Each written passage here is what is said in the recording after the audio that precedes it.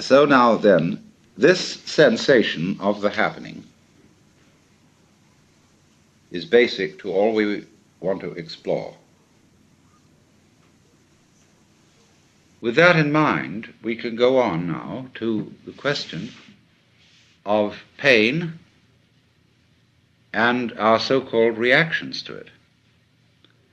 And once again you will see that the problem as posed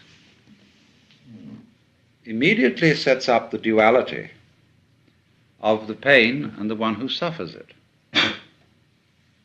the one who offers resistance.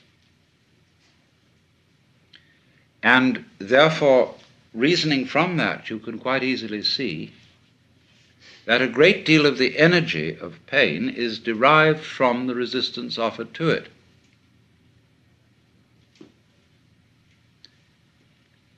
And that resistance takes very many forms,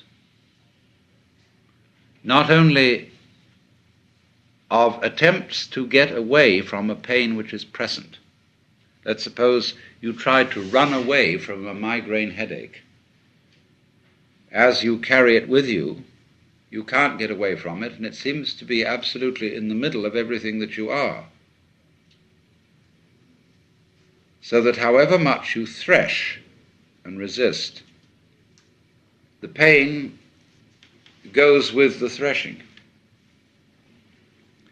Other forms of pain are problematic to a large extent because of our prior anxiety about them and because of the valuations that we put on them.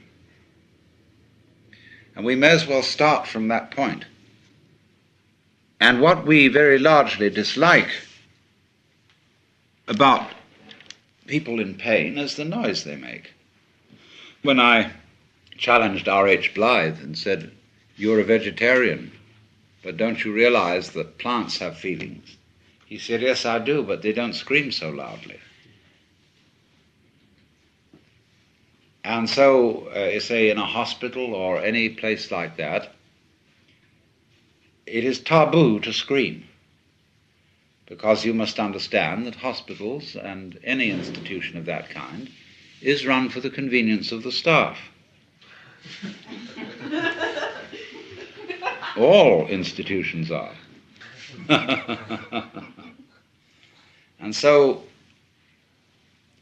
everything is done in such a way as to interiorize, localize pain. Of course, in a way that makes it worse.